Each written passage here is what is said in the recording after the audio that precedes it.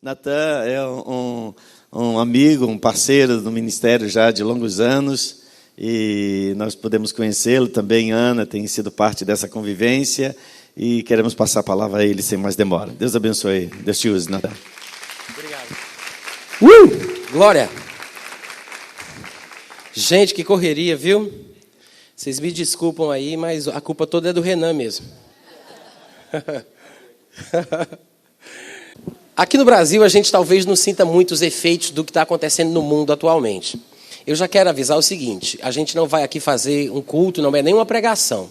Mas o meu objetivo é bater um papo com vocês de forma bem formal, passar algumas informações, falar algumas coisas. E deixa eu colocar aqui o meu cronômetro, senão eu vou cansar vocês.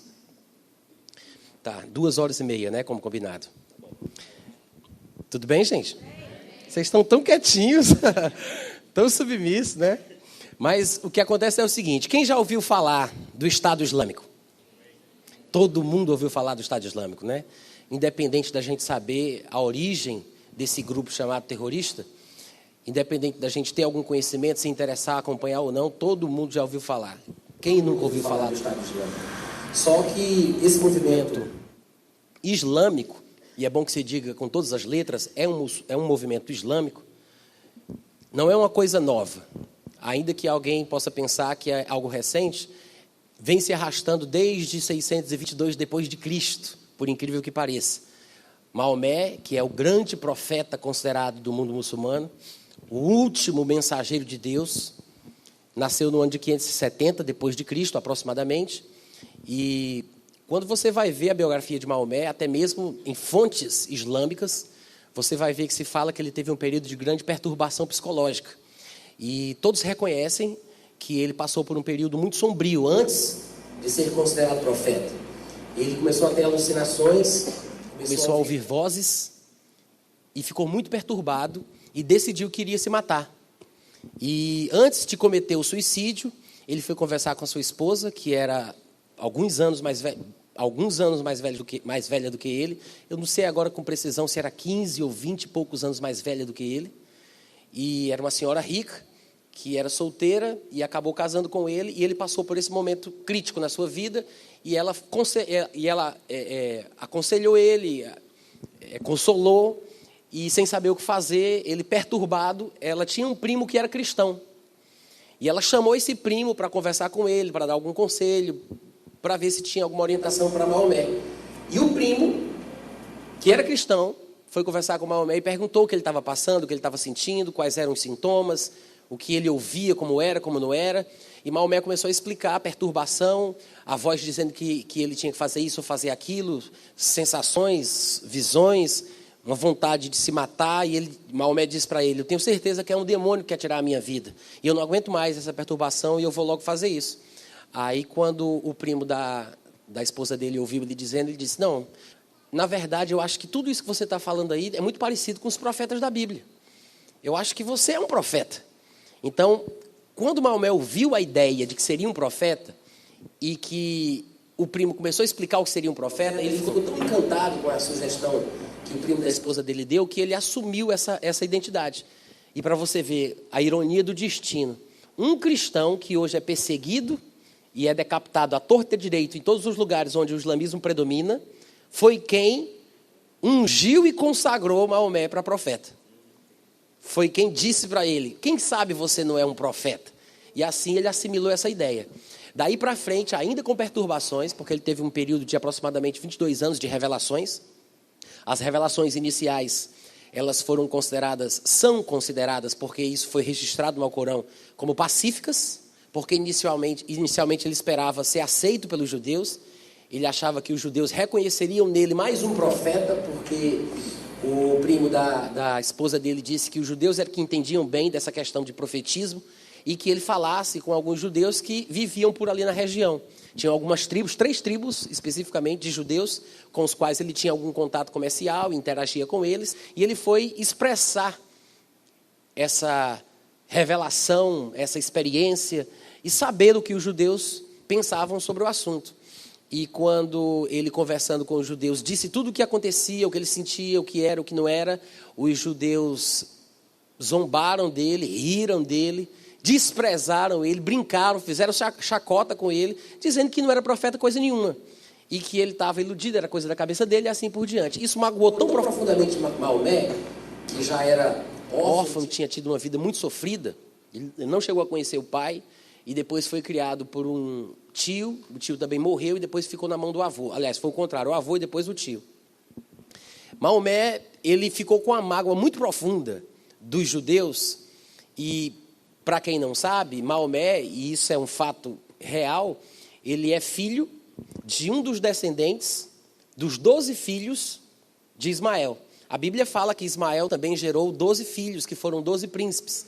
Dos descendentes de Ismael, um deles, futuramente, gerou o homem que nós conhecemos por Maomé.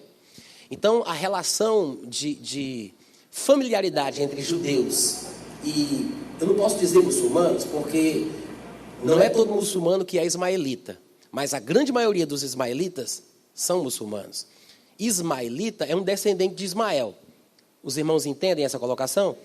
Então, quando Ismael foi rejeitado como filho de Abraão e não iria herdar a promessa juntamente com Isaac, ele se retirou junto com a sua mãe. Inclusive, o nome de Ismael, numa das poucas vezes na Bíblia que isso acontece, foi um nome dado pelo Senhor. Em poucas ocasiões na Bíblia você vai ver Deus dizendo: o nome é esse, coloque tal nome. Ismael foi um deles. E foi declarado, se não me engano, através da boca do anjo Gabriel, que ele seria uma grande nação e teria, na verdade, uma força como o de... Era o burro selvagem? Ele fala sobre um animal não domesticado e que seria muito forte e habitaria diante da tenda dos seus irmãos. E o braço dele seria contra os seus irmãos e os seus irmãos também lutariam contra ele. Então, já havia ali uma predição de que haveria uma grande rivalidade entre os. Quando se fala sobre ele, na verdade, a gente entende, pelo conhecimento que a gente tem da Bíblia, que fala-se da descendência dele, né? Então, toda a sua descendência estava já prevista como futuros inimigos dos descendentes de Isaac. Da mesma forma que aconteceu com Ismael, aconteceu com Esaú, e pelo que a gente sabe da história bíblica, da história dos acontecimentos em si, Jacó, Esaú e Ismael se tornaram parceiros e amigos, porque o inimigo do meu... Como é que fala aquela frase? Renan já... Não, o inimigo do... Então vocês sabem, né? Pronto, essa aí que eu não estou conseguindo falar. O que aconteceu? Ismael, inimigo dos judeus, Esaú, inimigo dos judeus, dos hebreus, as descendências acabaram firmando aliança, e na verdade, o que a gente chama de ismaelitas hoje em dia é uma mistura. O povo árabe, que inclusive a palavra árabe, traduzida para o português significa misturados, é uma mistura entre os descendentes de Ismael e os descendentes de Esaú, os edomitas, né? E o que acontece é o seguinte: Maomé nasceu com toda essa carga histórica, com toda essa situação, passou por esse problema espiritual, teve essa rejeição por parte dos judeus, o que magoou profundamente eles, mas ele não desistiu de primeira mão. Ele tentou insistir, tentou conversar, convencer os judeus de que ele era um profeta. Inclusive, no início do islamismo, todos os muçulmanos eles se prostravam em direção a Jerusalém. Isso você encontra em qualquer lugar na internet, você faz uma pesquisa rápida, você encontra. Todos eles se curvavam em direção a Jerusalém. Hoje a gente sabe que todos eles se curvam em direção a Meca, né? Mas isso é uma questão que não começou assim, porque Maomé esperava ser recebido pelos judeus. E a consideração por Jerusalém e pela história dos judeus era grande da parte de Maomé. É por isso que os versículos iniciais, ou as revelações iniciais que Maomé teve ao longo desses 22 anos, são revelações de paz. A gente chama versículos porque é mais fácil para a gente, né? Mas no Alcorão chama-se de ayet. É o versículo da gente. Todos os versículos iniciais, eles são, na verdade, de paz, pacíficos. Só que, para quem tiver curiosidade e quiser se aprofundar depois, se for ler o Alcorão, não pense que os versículos iniciais estão no começo do Alcorão. Os versículos iniciais se encontram na parte final do Alcorão e os versículos finais estão na parte inicial. Mas a parte inicial, a primeira metade, são os versículos finais. O que é importante entender é que os versículos iniciais, as revelações iniciais, eram revelações pacíficas, de paz, era uma tentativa de reconciliação, era uma tentativa de haver uma comunidade, todo mundo pensando a mesma coisa. Ele queria ser aceito, reconhecido, recebido, ele queria ser o líder aceito pelos judeus. Quando os judeus resistiram ele fortemente, alguns zombaram dele, que isso criou uma revolta, uma rejeição, na verdade, não só os judeus, mas os seus próprios conterrâneos, os próprios amigos de Maomé, quando o rejeitaram, então ele teve que fugir. Ele foi para Medina, fugiu de Meca para Medina. A família de Maomé, a tribo de Maomé, os Quraish, tem até outro nominho também que o pessoal, às vezes, aportuguesando fala, mas eu não consigo lembrar agora, para ver se alguns de vocês já têm ouvido falar a forma aportuguesada dessa tribo. Mas os Quraish, eles eram os guardiões da Caaba, aquele negócio preto grande que fica em Meca, que vocês já devem ter visto em fotos, já viu naquelas peregrinações, a grande, como é o nome? Tem a Hajj, Caaba significa cubo em português. Aquele negoção preto, grandão, vocês nunca viram em fotos? Já viram? Tem ninguém? Tá, depois vocês podem pesquisar se quiser, tá? É um quadradão preto assim, gigantesco, é um cubo mesmo, a palavra Caaba significa cubo, preto, grande, gigantesco, onde dentro dele se encontra uma pedra chamada de pedra. Na verdade, era chamada de pedra branca, mas hoje ela é a pedra preta, porque diz que ela desceu dos céus e depois ficou preta porque acumulou o pecado dos homens que, adorando a Deus, tocavam nela e ela foi ficando preta. Então, essa pedra está lá dentro. E, para quem não sabe, o islamismo é, na verdade, uma adoração voltada para essa pedra. Quando eles se curvam em direção à Meca, é no sentido de se curvar em direção a essa pedra que está dentro desse cubo preto. E nos nossos conceitos, isso está muito igual ao que a gente chama de idolatria, né? Porque, afinal de contas, é uma adoração a uma espécie de... Dizem que foi um asteroide que caiu do céu, porque tem alguns dados arqueológicos que parecem confirmar e baterem com a história dessa questão. Alguns interpretaram que seria uma coisa de Deus, que foi um anjo que mandou, etc. e tal. Mas o fato é que eles estão pegando uma pedra, independente de ser um meteorito ou não, de ser um corpo celeste ou não. O fato é que eles estão usando essa pedra como uma representação da divindade. E é por isso que é obrigatório para todo muçulmano, pelo menos uma vez na vida, tem uma pequena peregrinação, que eu esqueci o nome, que eles fazem todo ano, e tem uma grande peregrinação, que você tem que fazer uma vez na vida. Então, todo muçulmano tem que fazer isso. E ir até Meca, e só entra em Meca quem é muçulmano. Para tirar o passaporte, você tem que falar, responder as perguntas em árabe. Você não tem permissão. Eu quero fazer turismo, quero conhecer. Não é permitida a entrada na Cidade Branca, a Meca, que é chamada de Cidade Branca. Não se pode entrar em Meca sem ser muçulmano, sem falar árabe. Então, eles vão para lá e eles dão 7 voltas naquela pedra, depois se curvam, fazem aquelas orações, tocam na pedra e assim voltam para casa. Todos se vestem de branco, não pode se vestir de nenhuma outra forma, porque é para dar um sinal de humildade, de igualdade entre todos os muçulmanos. É uma representação, é algo simbólico sobre as questões filosóficas e espirituais do islamismo. E depois a gente vai falar mais sobre essas questões, mas é isso aí. Então, a Caaba, ela sempre existiu. A tribo Quraish, da qual Maomé fazia parte, era a guardiã dessa Caaba. Dentro da Caaba, do cubo, tinha 366 deuses diferentes. Entre estes deuses, tinha um que se chamava Alá. Algumas pessoas pensam que Maomé foi quem inventou esta divindade ou ouviu uma voz que se apresentou como Alá. Mas, na verdade, o próprio pai de Maomé se chamava Abdullah, que era um tipo servo de Alá. Então, ele era já guardião e havia ali uma ascendência na família de Maomé de guardiões da Caaba. E Alá era apenas um dos deuses que estava lá dentro. E eu sei que a palavra Alá, ela é usada como Deus, e para aqueles que às vezes ficam questionando isso, mas Alá não é Deus, não é o mesmo Deus. Gente, 2 pessoas podem ter o mesmo nome e serem pessoas totalmente diferentes. Quantos entendem isso? Personalidades diferentes, características, caráter, índole totalmente diferentes, ainda que seja o mesmo nome. Então, realmente, a palavra árabe, Alá, significa Deus. E a gente não pode ter o preconceito de pensar que qualquer citação à palavra Alá é uma citação demoníaca, é uma situação diabólica, a gente não, o nosso Deus é outro. Dependendo do que você está falando, se você souber do que você está falando, tudo bem. Eu não vou questionar a sua abordagem, mas é bom que a gente saiba que as Bíblias em árabe traduzem a palavra, colocam a palavra Alá, onde na nossa Bíblia tem Deus. Então, o Deus que a gente adora, na Bíblia em árabe, é o mesmo Deus com o nome Alá. Ainda que este Alá islâmico seja um Deus diferente, ainda que tenha o mesmo nome. Quantos entenderam a colocação? Então, há uma diferença, porque é a palavra para Deus que a gente usa também, mas são duas pessoas totalmente diferentes. E você vai ver isso à medida que a gente conversar. Eu sei que a gente não vai falar sobre tudo, vai ser apenas uma degustação, ainda que glorificada, mas não passa de uma degustação, né? Que vai inspirar você a pesquisar mais sobre o assunto.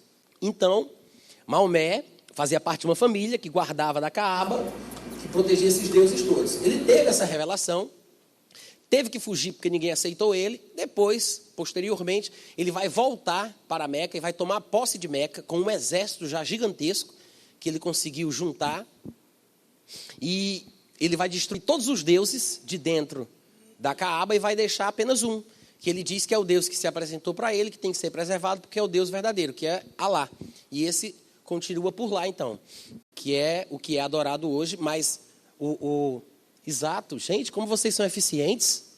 Isso foi Galber, não foi? Que correu lá para colocar. Olha só, isso aí é Meca, tá? Aqueles dois negócios brancos ali, que eu vou dizer para vocês só porque está aqui na foto, para vocês já tomarem conhecimento, se chama minaretes. Ali tem 2 minaretes, vocês estão vendo? Iluminados. O minarete, ele, comumente, onde se tem uma mesquita, os minaretes, eles contêm algum tipo de equipamento de som do qual possa ser emitido aquela oração, quando ele faz a conclamação, aquele momento de reza, onde eles vão se curvando, falando algumas palavras específicas, aí fica, oh, não sei o que lá, não sei o que mais lá, não sei o que mais lá. Já ouviram isso? Já viram? Então, o som sai dos minaretes. Por que eu estou dizendo isso? Eu quero que você se lembre bem, minarete é aquela estátua zona grandona, ou aquela torre zona grandona, né? Que para uma pessoa da época do ano 90, mais ou menos depois de Cristo, emitindo uma voz, porque para a gente hoje, som, a gente grava, né? Grava o som e tudo mais. Mas, sim, a Caaba é aquele cubo preto ali no meio, tá, gente? Onde esse povo todo está ao redor dela, para se curvar e tocar. O som, hoje em dia, a gente acha uma coisa muito comum, sai do celular, vai pelo microfone, a gente fala no telefone. Então, a gente se acostumou. Mas imagina isso numa época 90 depois de Cristo, gravar o som. Então, eu acredito, e eu já estou aqui adiantando o negócio, mas a razão de eu estar fazendo isso é por causa dessa foto mostrando os minaretes, que quando a Bíblia fala sobre uma estátua que João viu, da qual saiu uma voz, porque lhe foi conferido uma capacidade de falar, e fazia com que as pessoas ao ouvirem a voz se curvassem, e quem não se curvasse seria assassinado. Lembra disso? Você lembra disso, Apocalipse? Na minha visão particular, eu penso assim, eu creio assim, tá? Não quero aqui ser dogmático com ninguém, não quero também causar qualquer tipo de antipatia. Ah, mas você está falando uma linha teológica muito estranha, essa sua escatologia surgiu, sabe lá de onde. Não importa, você não precisa ficar com raiva de mim, eu te amo, tá? Meu objetivo aqui é querer compartilhar com você o que eu sei.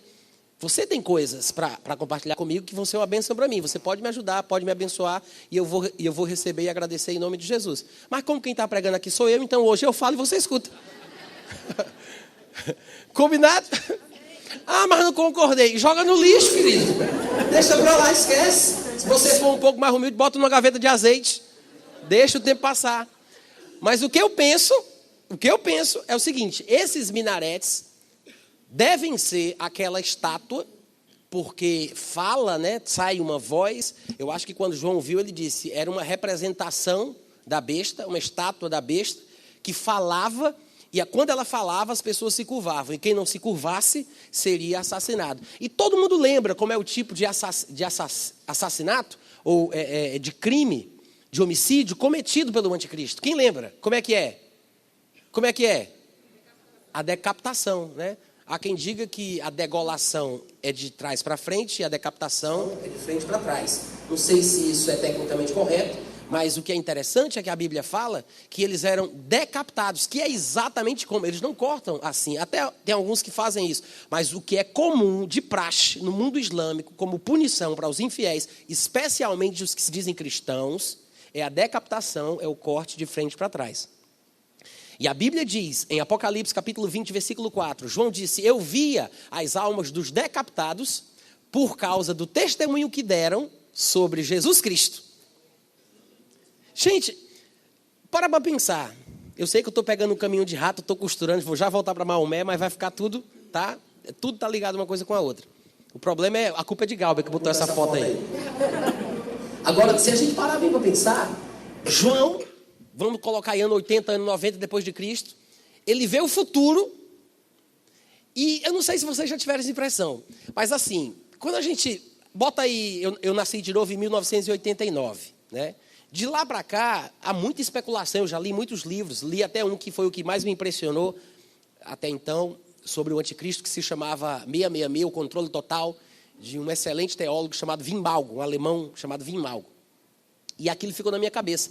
Mas eu ficava imaginando como seria essa perseguição universal, mundial, esse tipo de assassinato. Mas toda vida que eu me lembrava que na Bíblia estava escrito que seria por decapitação, e um dia falando com uma amiga minha, ela tocou nesse assunto, eu disse, mas isso é uma coisa muito primitiva.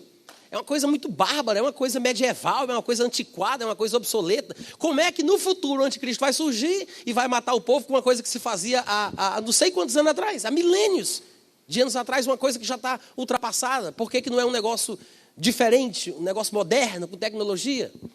E agora, para responder às nossas dúvidas e às nossas perguntas, aparece aí a revolução do Estado Islâmico, mostrando para o mundo que a forma de matar os inimigos é por decapitação.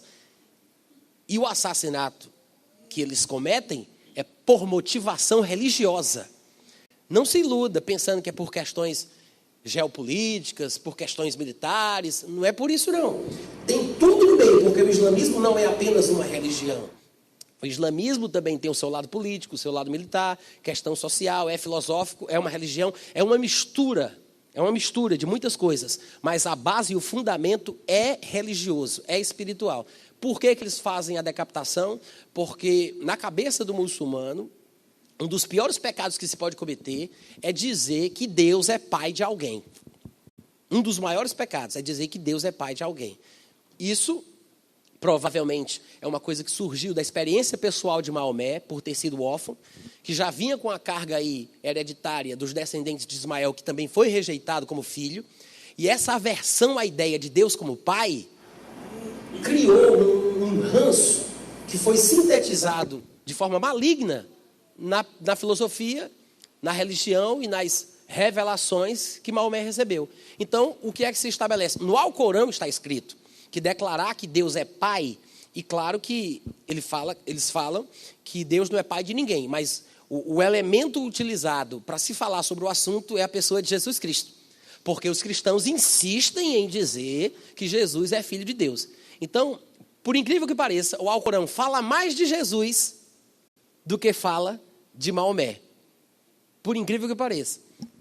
E se você fosse ler o Alcorão e realmente considerar os testemunhos que o Alcorão dá sobre Jesus Cristo, a honra que é dada a Jesus Cristo é muito maior do que aquela que é dada a Maomé. Fala-se que Jesus nem sequer morreu, porque para ele seria um absurdo Jesus ter morrido. Eles têm uma versão diferente do sumiço de Jesus Cristo. Eles falam que Jesus simplesmente subiu, mas não foi assassinado, ele não morreu. Sobrenaturalmente, quando os soldados vieram, os seus discípulos passaram a ter o mesmo rosto de Jesus, e eles pegaram um que parecia Jesus, mas que não era ele. E ele subiu ao céu, mas Jesus nunca morreu. E ele vai voltar do jeito que ele estava aqui, para matar todos os infiéis, nós, tá? Para ninguém ficar pensando que os infiéis são outros, mas somos nós, deixar bem claro. Vai matar todos os infiéis que não seguem o Alcorão e não seguem Maomé. E ele vai provar, ele vai quebrar a cruz, é assim que eles pregam, é assim que eles falam, ele vai quebrar a cruz e vai mostrar ao mundo que o verdadeiro Deus é Alá e as verdadeiras escrituras são o Alcorão e que o único profeta, o último profeta e o único que deve ser considerado até então, na nossa vida, deve ser o profeta Maomé. E é assim que eles creem sobre Jesus Cristo. É uma visão totalmente diferente da nossa. Mas o fato é que Maomé disse que quem dissesse, está escrito no Alcorão, quem disser que Jesus é filho de Deus, ele vai sofrer graves consequências. Existem 2 textos sagrados, na verdade são 3, mas 2 mais populares. É o Alcorão, e depois os hadiths, e vem as sunas. Alcorão, hadiths e sunas. Quem segue essa linha de considerar esses 3 textos como sagrados são os chamados sunitas, que é por isso que eles recebem esse nome, por causa das sunas. Os xiitas não consideram os outros livros e ficam mais pelo Alcorão. Mas claro que a influência do povo islâmico é grande entre si e alguns acabam ficando meio balançados no caminho. O fato é que a maioria do povo muçulmano, 86% da população muçulmana, é sunita. Mas eles estão divididos entre si. Eles se unem em alguns momentos históricos para lutar contra um inimigo em comum, que na maioria das vezes são os ocidentais, os infiéis, a quem eles insistem em chamar de cruzados por causa da época das cruzadas, porque eles acham que todos os ocidentais são cristãos, eles simplesmente generalizam, e por serem cristãos acreditam que Jesus é filho de Deus, e todo ocidental que é cristão tem que ser morto da forma que um cristão deve morrer, ou seja, por decapitação, porque acredita que Jesus é filho de Deus. É por isso que todos esses homens que a gente viu, aquele Storloff, James Foley, e aquele trabalhador humanitário, e todos os outros que eles pegam do Ocidente, todos foram assassinados por decapitação. Porque é assim que um cristão deve morrer. Tudo bem, eles matam com um tiro também de vez em quando, não tem problema. Mas a forma correta, a forma certa de se matar um cristão é por decapitação. Então, por quê? Porque eles dizem que Deus não tem filho nenhum. Todo dia eles falam aquela reza que eles fazem. Todo dia eles dizem isso, 5 vezes ao dia. Eles olham para o lado e dizem, Deus nunca gerou e nunca foi gerado. Deus nunca gerou e nunca foi gerado. Para você ver como isso é uma lavagem cerebral que impregna na cabeça do muçulmano de que o cristão é um infiel que tem que ser exterminado da terra. Existem 2 povos ou 2 grupos de pessoas que eles odeiam. São os judeus e os cristãos. Os judeus por questões mesmo familiares, territoriais, é aquela questão da rivalidade entre a família, porque eles são parentes, né? E acabou gerando essa animosidade, como a gente sabe por causa da história de Ismael, de Esaú e assim por diante. E eles têm ódio do cristão por causa dessa questão de Jesus Cristo. O que é que acontece? Eu falava lá dos minaretes. Eu dei um pulo aqui gigantesco. Mas, já que eu comecei, eu quero continuar e concluir. Esses minaretes, de onde sai esse som que convoca o povo à oração, e é aquela prostração que tem que ser feita, provavelmente seja aquela estátua, segundo João, porque ele disse que era uma coisa muito grande, que era uma estátua da besta, ou representava a besta. E dela saía uma voz, e quem não se curvasse seria exterminado. E João disse que ele via as almas dos decapitados por causa de Jesus Cristo. E durante algum tempo, na igreja evangélica, até hoje, inclusive, algumas pessoas disseram assim, eu vou apenas comentar isso como um fato histórico, tá, gente? Eu não estou aqui querendo criticar ninguém e nem fazer pouco do seu pensamento, da sua ideologia. Mas, de vez em quando, alguém surgir, pode ser que alguns de vocês ainda pensem isso. Mas o Papa é o anticristo, a Igreja Católica é o anticristo. Quem já ouviu essa conversa? Né? Existem, basicamente, 2 linhas de pensamento dentro do mundo cristão. 2 linhas de pensamento. Ou as pessoas dizem que o anticristo ele há de surgir da Europa, por causa de no meu ponto de vista, de uma má interpretação de Daniel 9:26, e eles acreditam que ele vai ser um europeu, que vai haver uma espécie de confederação de nações na Europa, e a partir dali ele há de combater Jerusalém e também dominar o mundo. É por isso que naquele filme, para quem assistiu, Deixados para Trás, quem lembra do nome do anticristo? Nicolai Carpegian. Olha o nome do anticristo, é um nome italiano, do norte da Itália, o cara. Por quê? Porque tem que ser de Roma ou da Itália, por causa da interpretação de Daniel 9:26. A relação com Roma é o que fez também a segunda linha de interpretação pensar que, se não vem da Itália, como pensam alguns, inclusive o Deixados para Trás dá a entender isso, se não vem de lá, é porque, na verdade, ele está ligado a alguma coisa que acontece a partir de Roma. Ou seja, a transformação do antigo Império Romano, no Sacro Império Romano, para a atual Igreja Católica Apostólica Romana. Então, existe uma linha de pensamento, também por causa de uma má interpretação de Daniel 9:26, que supõe que o anticristo vai ser o Papa ou a Igreja Católica ou alguma coisa assim, mas tem que ser alguma coisa ligada com Roma. Inclusive, os nossos irmãos adventistas, eles defendem essa tese abertamente. Quem tem em casa a TV Novo Tempo, é assim que chama? A TV Novo Tempo, e tiver a curiosidade de olhar, vai perceber que eles falam abertamente nos cursos que eles ministram de escatologia, sobre outras coisas afins, eles falam abertamente que o anticristo é o Papa, que é a Igreja Católica, que mudaram as leis e o tempo, falando da questão do sábado para o domingo e assim por diante. Eles têm essa interpretação aí. Mas existem essas duas vertentes, de que seria ou de Roma da Itália, ou que seria alguma coisa ligada a Roma, como a Igreja Católica Romana. Mas provavelmente não tenha nem a ver com uma coisa nem com a outra. Por que não poderia ser a Igreja Católica? Porque 1 João 2,22 é impeditivo.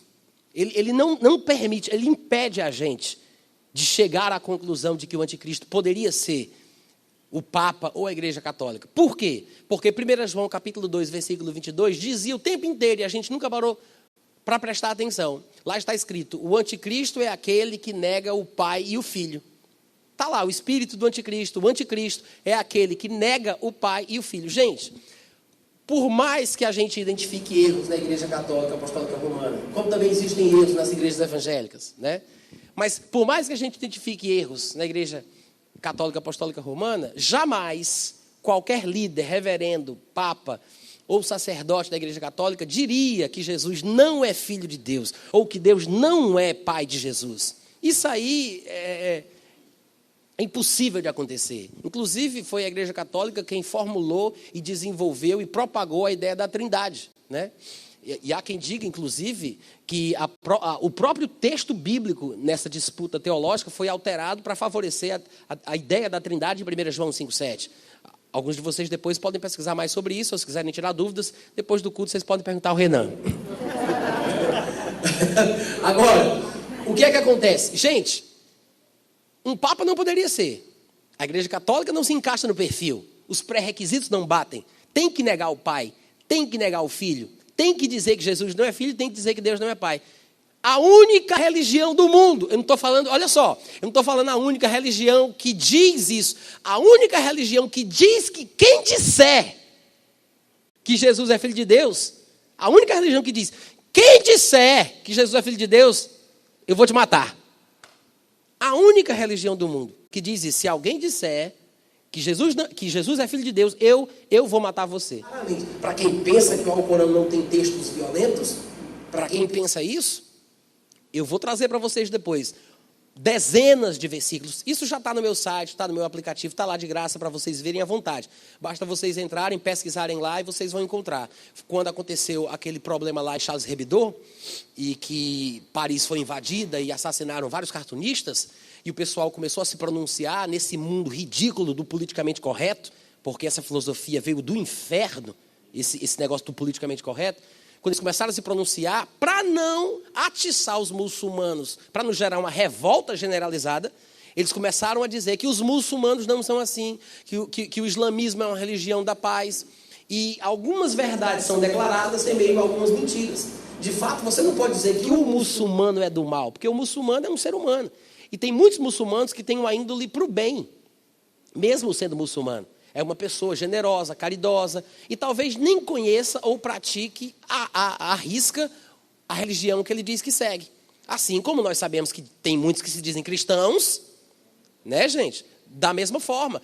É uma cultura milenar. Então a pessoa nasce dentro daquilo ali sem nem saber o porquê, sem saber o que é. Então generalizar, dizer que o muçulmano é do mal é um erro que se comete. Mas você dizer que o islamismo é uma religião da paz é um grande erro também. A palavra Islã, ela não significa paz, como algumas pessoas estão tentando enfiar pela goela dos ignorantes, dos inocentes. A palavra Islã significa submissão. E a palavra muçulmano significa submisso. Então, quando aconteceu o atentado em Paris, eu escrevi esse texto e eu selecionei dezenas de versículos do Alcorão, mostrando claramente que a ordem é matar, trucidar, causar medo, implantar terror no coração, não ter misericórdia, não ter compaixão e fazer o pior tipo de coisa que você puder fazer com alguém para que os outros, quando ouvirem falar, morram de medo antes de você chegar na cidade deles. Está escrito no Alcorão. Aí o pessoal diz, não podemos chamá-los de terroristas. Como não? Se a Bíblia diz, você precisa implantar o terror. A Bíblia não. A Bíblia não. Espírito do engano. Vocês ficam ligados aí, viu, gente? Vive pregando as coisas de Deus, aí o negócio é dizer a Bíblia, né? Mas não é a Bíblia. Então, se o próprio Alcorão, ele fala que tem que implantar no coração do povo o terror, como é que a gente vai dizer que eles não são terroristas? Se é esse o objetivo. Ou você acha que não tem, o que eles estão fazendo não é de propósito? A divulgação, essas superproduções cinematográficas, para quem já teve curiosidade de olhar, né? Se você tem estômago para isso, para ver. São coisas que parecem filme, gente. Parece Missão Impossível 5. Você vê computação gráfica, um negócio elaborado, os takes, drones, imagens aéreas, um negócio fora do normal. Eu vejo, eu fico arrepiado, eu fico, meu Deus do céu, eu fico vendo tudo, né? Eu fico imaginando. Os caras têm uma visão além do normal. Nenhum grupo islâmico, desde a época dos leões do Afeganistão, quando a Rússia invadiu, em 1979, até hoje, nunca, nenhum grupo terrorista foi tão longe no Twitter, no Facebook, no WhatsApp. Os caras pegam pesado na questão da modernidade, da internet, da produção de vídeo. E eles estão arrebanhando um mundo de gente. E eles entenderam o senhor Abu Bakr al-Baghdadi, o autoproclamado califa do Estado Islâmico, ele entendeu que ele não precisava chegar numa nação para causar um impacto naquele povo. Ele basta dizer, como aconteceu, não sei se vocês acompanham os noticiários internacionais, e até mesmo às vezes, de vez em quando passa aqui no Brasil, mas passa mais nos internacionais, especialmente na Fox News, tá? Para quem quiser saber, Fox News, é tudo em inglês. Tem também um noticiário israelense que fala de vez em quando, a própria Al Jazeera. Isso tem aplicativo, tá, gente? Para celular, para tablet, quem fala inglês aí, tem o mundo nas mãos. E você pode ouvir de graça, porque funciona por meio de streaming. Você conecta na internet, coloca lá Al Jazeera, passa 24 horas ao vivo. E eles noticiam o que está acontecendo no mundo. Então, al-Baghdadi disse, gente, onde vocês estiverem aí em Paris, eles são chamados de lobos solitários, né? Esses terroristas que entram nos lugares atirando, são chamados na Tunísia, como aconteceu, e em vários outros lugares por aí. Então, o al-Baghdadi manda dizer, pessoal, vocês onde estiver, ataca aí não sei quem, mate fulano de tal, faça isso, faça aquilo. E os caras fazem. Porque eles compraram a ideia do Estado Islâmico. A revolução que o Estado Islâmico está causando é muito grande, é um ribuliço dentro do mundo islâmico. Então, o Alcorão, ele predetermina a morte de quem confessa que Jesus é Filho de Deus. Alguém poderia dizer assim, eu toquei nesse assunto, eu quero até falar. Alguém poderia dizer assim, Natan, mas eu acho... Eu digo isso porque tem um livro que foi publicado pelo senhor Ali Kamel, que é o diretor de jornalismo da Rede Globo. Ele escreveu um livro falando sobre o islamismo. E ele tenta comparar o islamismo com o cristianismo.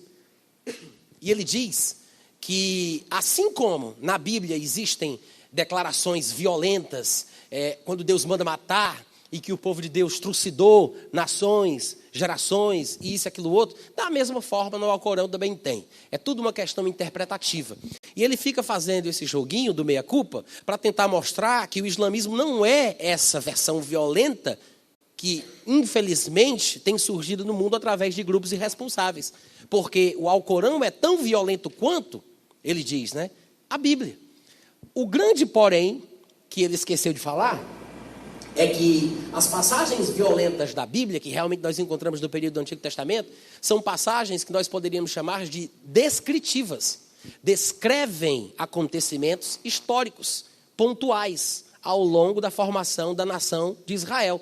Realmente aconteceram, algumas vezes Deus declarou certas coisas por questões circunstanciais, e o texto é descritivo.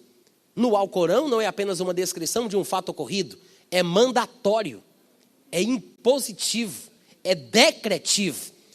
Há uma diferença gigantesca entre você descrever um acontecimento e você determinar numa ordem atemporal, porque não existe limite para que tempo, para quando você tem que fazer aquilo, simplesmente se diz, quem disser isso, mate, em qualquer tempo.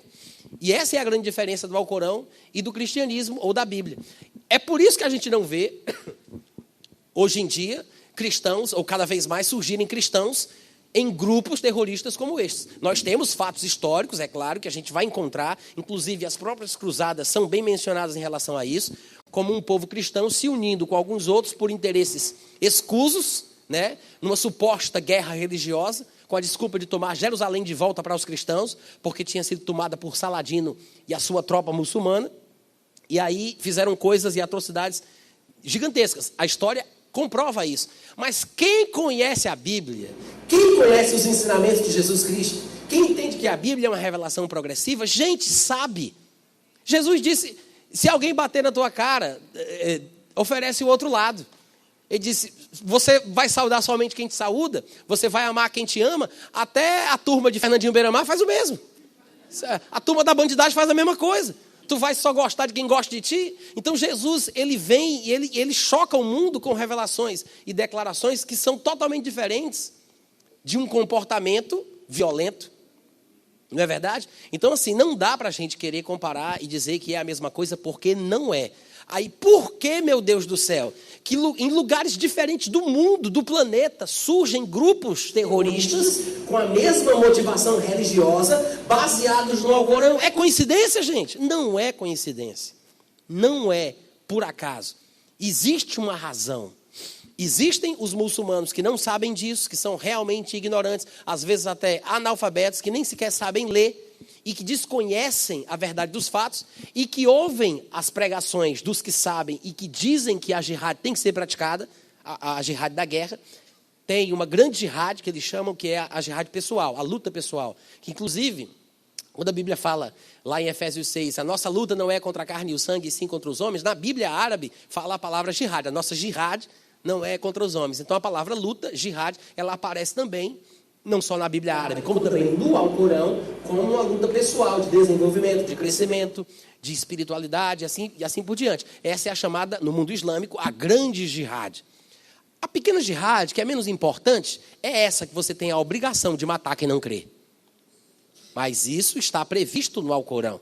Então, quando se vai entrevistar depois de um atentado, aí eles pegam os comentaristas nos jornais televisivos, aí vão entrevistar, mas o Alcorão, e não sei o que, diz isso, mas não está lá, e como é que é, não sei o que. Aí, por causa da ignorância do povo, o que é que eles dizem? Não, a jihad, na verdade, ela é uma luta espiritual, pessoal, de desenvolvimento, de melhoria. Não tem nada a ver com matar o povo. Isso é uma má interpretação do Alcorão, mas isso não é verdade. O próprio Maomé decapitou pessoalmente, com a sua mãozinha, 700 homens numa noite só, até de manhã. Aquela tribo judaica que desprezou ele matou, decapitando 700 homens. E ele implantou esse padrão de comportamento. Não é por acaso que eles são do jeito que são e fazem aquilo que fazem. Vocês entendem o que eu estou falando, gente? Então, é um negócio assim, muito sério e assustador. E da onde foi que eu me interessei por isso? Para você entender um pouco do que foi que me levou a estudar isso. Mais ou menos em 2013, eu tive uma experiência pessoal muito forte com Deus na minha vida cristã, e eu comecei a estudar mais sobre a questão da volta de Jesus Cristo. Comecei a pensar mais sobre a questão da volta, comecei a estudar, comecei a mergulhar sobre isso. E todo estudante da Bíblia sabe que quando se vai estudar a escatologia e a volta de Jesus, todo mundo tem que considerar o relógio do tempo, o relógio do mundo, que é a nação de Israel. Todo mundo aqui sabe disso? Israel. E é um absurdo que ainda existam hoje cristãos que falem mal dos judeus, que falem mal de Israel, que critiquem a nação de Israel. Gente, a gente deve pelo menos 3 coisas aos judeus. Jesus Cristo, que é judeu, porque para quem não sabe, ele está vivo. Ele é judeu. Nós temos a Bíblia, que veio da nação israelita, porque foi escrita, na sua quase maioria, por judeus. Se não fosse a Bíblia, a gente não teria, não é? E nós temos o cristianismo. O cristianismo, a religião cristã, ela veio do povo judeu. Por mais que se queira diferenciar, o cristianismo, na verdade, é uma implantação de judeus. É uma religião desenvolvida por um fundador judeu e por seguidores e discípulos, apóstolos judeus. O cristianismo, por mais que muita gente não goste disso, é uma religião essencialmente judaica. Vocês entendem o que eu estou falando? Claro que eu não estou aqui querendo ser dogmático, nem sou judaizante, não tem nada a ver, não estou querendo misturar as coisas, mas eu quero mostrar para vocês que não faz sentido a gente encontrar tanto cristão, tanta gente renomada, tanto pregador, falando mal de Israel, falando mal dos judeus, falando mal da história de Israel, criticando por causa da situação em Gaza e toda a luta. Não faz sentido, gente. E eu até vou fazer um comentário, daqui a pouco eu vou voltar para a minha história, mas eu vou fazer um comentário que eu tenho certeza, eu vou até arriscar dizer que ninguém aqui sabe disso. Quem já ouviu falar de Martinho Lutero? Quem foi Martinho Lutero? O grande reformador da história cristã do século XV e XVI, né? É o que a gente conhece, que pregou aquelas 95 teses lá na igreja, mostrando que não se submeteria ao pagamento de indulgências por meio daquele oficial que tinha sido enviado lá para cobrar a região onde ele era um sacerdote e professor de uma universidade. Então, o que é que acontece? Martinho Lutero, grande reformador, todo mundo conhece Lutero. Só que o que ninguém sabe é que Martinho Lutero tinha ódio de judeu, tinha nojo de judeu. E ele escreveu um livro enorme falando como matar os judeus da Alemanha. Vocês sabiam disso? Ele escreveu um tratado sobre como matar os judeus, dando detalhes, dizendo sobre enforcar, sobre queimar, sobre tocar fogo nas casas com eles dentro, trancados, porque o judeu era uma raça ruim, um povo que não presta, que matou Jesus Cristo, isso, aquilo, outro. O histórico mostra. Isso ficou guardado dentro da cultura literária do povo alemão. Anos depois, surgiu um homem chamado Adolf Hitler, que conseguiu influenciar uma nação inteira, porque já havia uma semente plantada no coração deles. E por incrível que pareça, quem fez isso foi um cristão, como muitos outros, que desprezava Jerusalém, os israelitas, o povo judeu. Diga, uau! Então, assim, a gente tem que perceber que, às vezes, as coisas não são como parece. E a gente tem que ter cuidado com as nossas colocações em relação aos judeus, a Israel e etc. e tal. Tá bom, gente? Então, Jerusalém é muito importante. A história do povo judeu é muito importante. E pesa na nossa interpretação da vida cristã, do cristianismo, da volta de Cristo, da escatologia. Não podemos desprezar Jerusalém, não podemos desprezar Israel, não podemos desprezar os judeus. E como um bom estudante da Bíblia, querendo saber um pouco mais sobre a volta de Jesus, eu tive que estudar sobre Jerusalém, sobre Israel, porque eu conhecia muito pouco. Algumas coisas, mas não era relevante o suficiente para eu ter mais convicção, né? Então comecei a estudar. E pesquisa aqui, pesquisa ali, vou para lá, vou para cá. O que é que acontece? Para todo lugar que eu vou, livro, internet, o que seja, livros digitais, eu encontro a palavra palestinos. Os palestinos. Ah, na Palestina. Ah, os palestinos. A Palestina. Aí me vem aquela pergunta, o que diabo é Palestina? Eu até fiz um texto, está no meu aplicativo, o que diabo é Palestina? Depois, quem quiser ler, é sério, tá? Vocês vão lá no meu site, coloca lá, pesquisar, o que diabo é Palestina? Vocês vão ver o texto que eu escrevi. Quando eu comecei a estudar, que eu vi a palavra Palestina aparecendo em tudo que era lugar, eu disse, gente, eu queria entender. Eu não sei se vocês já tiveram essa sensação. Se eu queria entender o que diabo é Palestina, porque eu não vejo Palestina na Bíblia em lugar nenhum. Nunca vi a Palestina sendo citada, em lugar nenhum. Eu sei que na história, nos livros do colégio, quando você vai para a faculdade, você vai pesquisar, está todo mundo falando da tal da Palestina. Mas onde é que está a Palestina na Bíblia, que eu nunca vi? Quem é a Palestina? Aí eu fui estudar. Aí eu comecei a pesquisar o que era Palestina na história.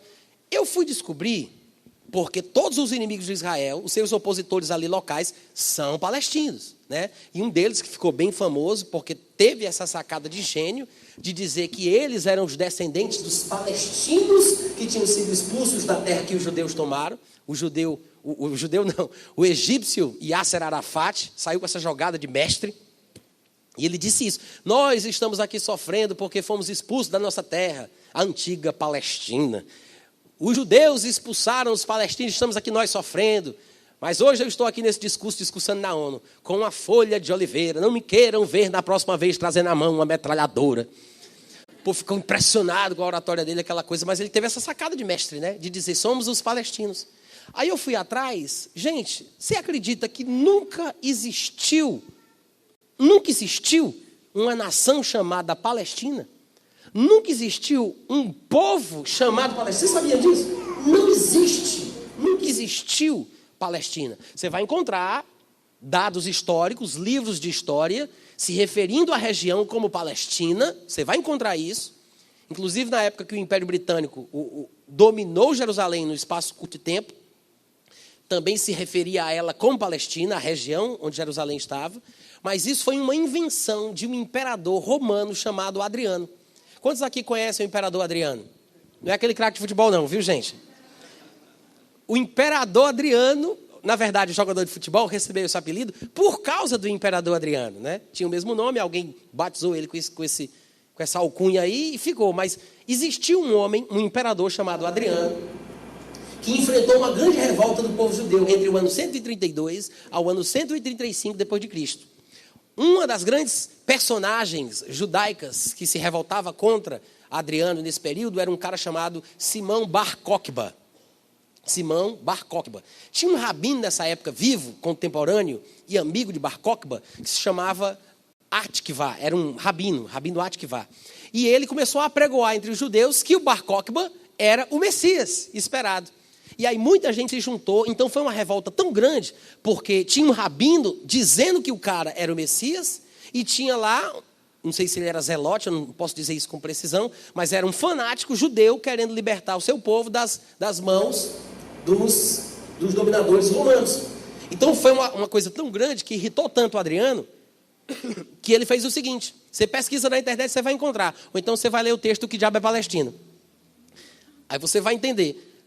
O imperador Adriano fez o seguinte, ele disse: é assim, vamos acabar com a raça judaica dessa terra.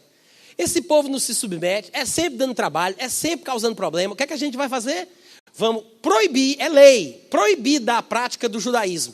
Rabino não ensina mais aqui. Vamos extraditar todos os rabinos, expulsa quem é rabino da terra. O cara tinha poder, podia matar, fazia o que queria, estava com raiva mesmo e tocou o terror. E determinou que não se praticaria mais o judaísmo. E não fez só isso. Ele abriu vários templos pagãos, colocou várias estátuas de deuses greco-romanos, mudou o nome da cidade de Jerusalém e mudou o nome da nação de Israel. Jerusalém, a partir de então, passou a se chamar Aélia Capitolina e Israel passou a se chamar de Palestina.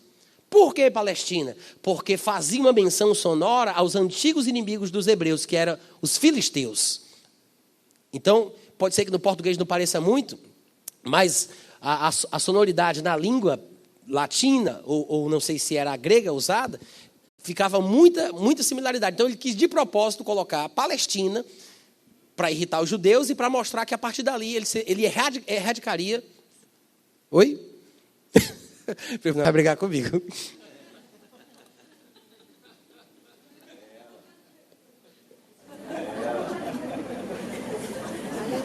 Então, o que é que aconteceu? Que eu estava aqui pregando mesmo ali atrás. Porque eu estava tossindo, né? Aí, é instinto de mãe, gente, isso. Aí o que aconteceu? O que eu estava falando, Nelma? Agora tu que me atrapalhou. Palestina. O imperador Adriano, ele queria erradicar o judaísmo da região. E foi aí que surgiu esse negócio de Aélia Capitolina, Jerusalém, e Palestina para a nação de Israel. E ele proibiu isso durante muitos anos. E isso pegou, esse nome foi ficando, era o imperador, ele mandava e tal. Então a coisa correu e ficou assim. Ficou assim. O nome até hoje é chamado por causa dessa questão histórica. Mas as pessoas se iludem pensando que existia um povo chamado palestino por causa de Yasser Arafat, que teve uma sacada genial, como Steve Jobs fazia, né?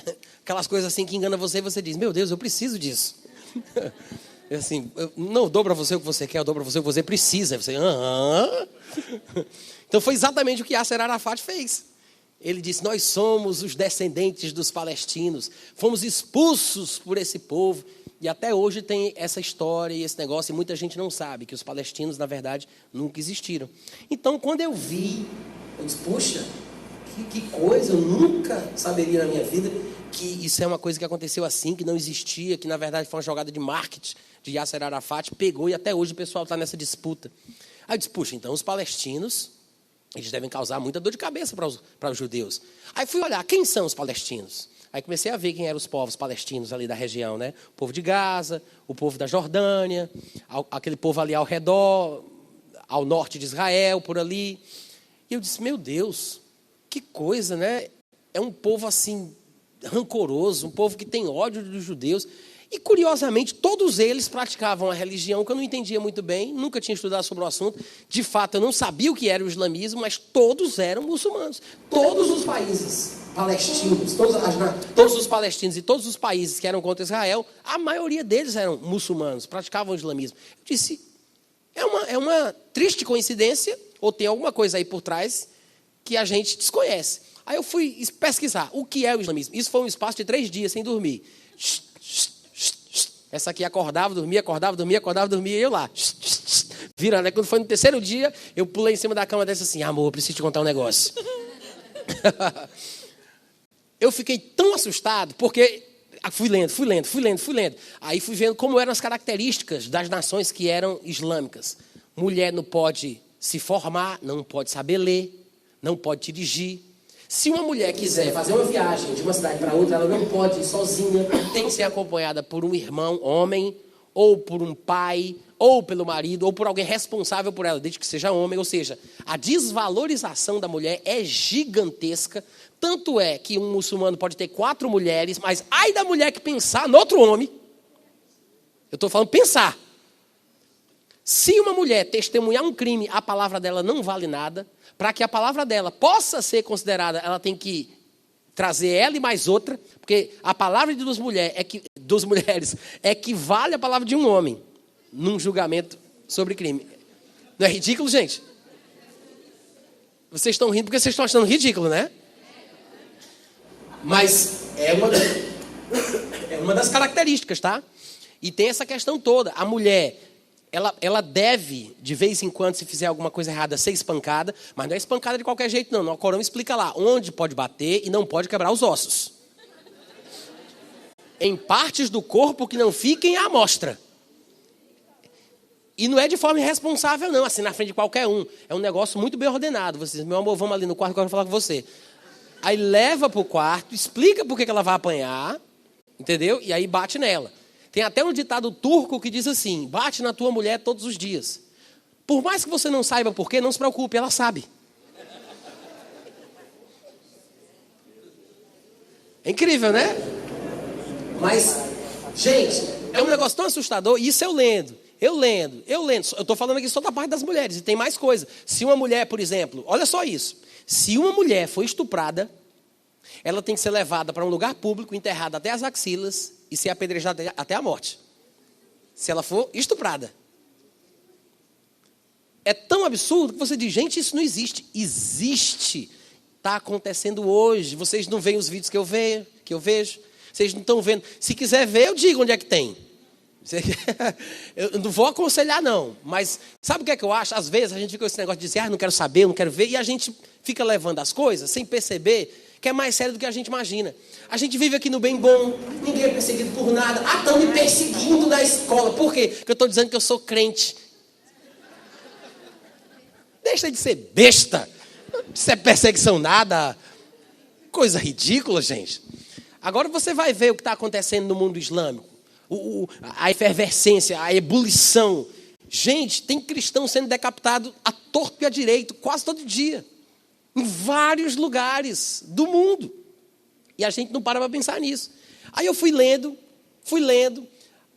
Aí fui lendo sobre a Arábia Saudita, li sobre a Jordânia, li sobre a Turquia, li sobre não sei o quê, li sobre isso, li sobre aquilo, o Alcorão, o islamismo. Tudo que eu fui vendo, gente, eu disse assim, meu Deus, que loucura. Que coisa mais diabólica. Isso não existe, gente. Como é que alguém acredita nisso? E é 1,3, de 1,3 a 1,8 bilhões de muçulmanos no mundo. E eu fui olhando e disse, cara, como é que isso acontece? Que coisa diabólica, parece até que é a religião do anticristo. O ódio dos judeus, a perseguição aos cristãos. Aí quando eu disse isso, assim, que eu me ouvi dizendo isso, é a religião do anticristo. Aí eu disse, eita, será que o anticristo ele vai ser muçulmano? Na época eu não entendia que o islamismo tinha saído de um descendente de Ismael. E eu não conseguia ligar os pontos que há muito na Bíblia sobre a descendência de Ismael, que sempre foram os inimigos naturais dos judeus, do começo até o fim, né? E eu não conseguia ligar os pontos, mas eu fiquei pensando, mas que loucura, isso é uma viagem muito grande. Mas as características, não, peraí, deixa eu ver se alguém já pensou sobre isso. Aí eu fui no Google, aí coloquei anticristo islâmico, anticristo muçulmano. Centenas de links apareceram. E eu pensando que tinha descoberto uma grande revelação, né? meu Deus, eu acho que nunca ninguém pensou sobre isso. Aí deixa eu ver aqui. Aí quando eu coloquei centenas de textos, centenas de comentários, vídeos no YouTube, não tinha tanto como tem hoje. Isso foi em 2013. Foi em 2013. O Estado Islâmico veio surgir em 2014, parece, se não estiver enganado, 2014. Então, quando eu vi isso, aí eu comecei a pesquisar. E tem muita besteira na internet, né, gente? A gente não pode se deixar levar por qualquer coisa. Tem que ser muito criterioso, muito cauteloso. Aí eu me encontrei 2 homens. Um chamava-se Joe Richardson e o outro era Walid Shoebat, que era um cara nascido em Belém, no Oriente Médio, que era terrorista, que tocava o terror, que se converteu. E agora tinha virado um pregador do evangelho. Esse é o Walid Shoebat. E o outro era um americano, missionário, chamado Joe Richardson. E eu comecei a ver o material desses dois, que foi os que eu achei mais coerente. O Shoebat, ele é mais espalhafatoso. Ele é mais espalhafatoso. Mas assim, eu estou procurando uma palavra, eu quero dizer fanfarrão, mas não vou dizer isso. Eu não sei uma palavra melhor, mas é falastrão, sabe? Aquele descarado assim, bocudo mesmo. Desbocado, que fala abertamente. Joe Richardson não, mas ele é aquele cara mais polido, né, mais ético, tem as colocações mais fundamentadas na Bíblia, ele é um cara mais teólogo, assim. Então, eu fiquei olhando o material desses 2 homens. Aí, no meio do material de Joe Richardson, eu achei um livro chamado The Mideast Beast, que seria A Besta do Oriente Médio, em português. Um livro de 300 não me lembro agora, 300 e lá vai bala de páginas. Comprei esse livro. Não tem ele em português, infelizmente. O único livro dele que você vai encontrar aqui, hoje, na minha mão, é esse. Não tem do Brasil. Está em português esse aqui, mas é porque um amigo meu traduziu, foi na gráfica, pagou e saiu distribuindo para os amigos. Depois que eu falei com ele sobre essa teoria, aí ele ficou tão impressionado. E o outro amigo meu também, que já tinha aderido a esse pensamento, falou mais coisas para ele. E ele começou a pesquisar. E aí ele acabou decidindo, ele também fala inglês fluentemente, ele acabou decidindo traduzir esse livro e tão empolgado ficou que publicou por conta própria. Ele falou com o autor, falou com o dono da editora que publicou ele em inglês, o cara sabe do que ele fez, e eles estão tentando fazer uma negociação para publicar no Brasil. Espero que dê certo, também, gente? Então, o livro é Anticristo, o Messias esperado pelo Islã, do Joe Richardson. E quem quiser esse livro, depois vocês me procuram, tá? Procuram, não é o livro no papel não, mas eu vou dar para vocês um livro digital para vocês poderem ler, desde que vocês tenham o celular da liberdade, que é Android. Porque não tem para iPhone. Eu lamento. Quem mandou, né? Tá bom? Agora, meu tempo já está encerrado, eu vou começar a concluir. Eu quero dizer que foi assim que eu me despertei para esse assunto. Tem no Scribd também, tá? É um aplicativo, é um site, eles têm livros digitais lá. Depois vocês perguntam para ele como é que faz, como é que consegue, e aí vocês vão usar. Quem quiser o livro onde você já clica nas passagens e a passagem da Bíblia já abre, aí fala comigo, tá? Android, tá, gente? Agora, concluindo. Aí eu li o livro de Joe Richardson, né, que é A Besta do Oriente Médio. Fiquei impressionadíssimo com a fundamentação teológica dele, que não eram apenas declarações irresponsáveis, mas ele tocou em todos os pontos. Eu li esse livro uma vez completa e algumas partes mais de 3 vezes, para recapitular bem algumas questões. O índice dele é riquíssimo. Não é esse livro aqui. Esse aqui foi o primeiro que ele lançou nos Estados Unidos, e depois veio esse segundo, quando criticaram esse livro dele, porque ele fazia uma comparação entre a visão islâmica dos fins dos tempos, a visão escatológica do islamismo, e a visão escatológica do cristianismo. Então, ele faz uma analogia mostrando que é o mundo bizarro, é o avesso, um do outro. E ele foi muito criticado. Aí ele está, vocês querem respostas bíblicas e fundamentadas nas Escrituras? Aí ele escreveu esse segundo livro, que foi o que eu li, que é A Besta do Oriente Médio. Fiquei impressionado com o livro, fiz contato com o Joe Richardson, hoje a gente se fala pelo WhatsApp. Eu estou tentando trazer ele aqui para o Brasil, ele disse que vem. Se Deus quiser, esse ano ainda ele vai estar por aqui. Ele é de uma linha doutrinária diferente da minha, mas eu nunca tive problema em ter amizade e ter comunhão com pessoas que pensam diferente de mim em alguma coisa, porque eu sei que tem alguma coisa na qual a gente pode concordar. E se der tudo certo, ele vai estar no Brasil em algum lugar. Talvez até Renan se empolgando, traz ele para cá, né? Vamos ver. Vamos orando aí, né? Vamos colocar essa semente no coração. Mas eu aconselho vocês a pesquisarem mais. Se vocês quiserem algumas dicas de material em português, eu posso indicar para vocês. Existe uma instituição aqui no Brasil O pessoal é sediado em BH, não é? O Mais e o pessoal. Tem a missão M3, que é voltada exclusivamente para o mundo muçulmano. A gente esteve com eles numa reunião de uma pessoa. Eu tenho um contato com o Mais. Ele é um homem de Deus, é um rapaz muito sério. A equipe dele trabalha muito bem. São voltados especificamente para essa questão do mundo muçulmano. Eles têm... E o foco dessa missão é formar missionários para entrarem no mundo muçulmano para evangelizá-los. E eles têm um curso, que eu não sei dizer aqui exatamente como é, mas eles têm muitos materiais. Um dos livros que eu comprei com eles foi esse aqui. Eu não achei esse livro em lugar nenhum, mas eu comprei esse livro com ele, numa das reuniões da M3. Segredos do Alcorão. Olha aqui o nome do livro. Como é o nome do livro, gente? São 2 livros que eu vou aconselhar vocês.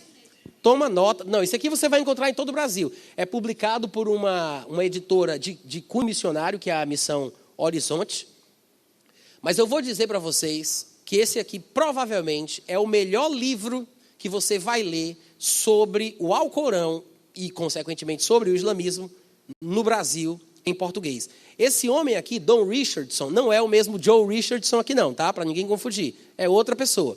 O Don Richardson, ele é muito famoso, talvez alguns de vocês não recordem dele, mas ele é quem escreveu o livro O Totem da Paz, que inclusive foi feito um filme desse livro. Ele passou 15 anos junto de uma tribo de canibais com a esposa dele, aprendeu a língua, traduziu o Novo Testamento para eles, e é um homem muito inteligente, é um catedrático, é uma sumidade, é doido, completamente doido.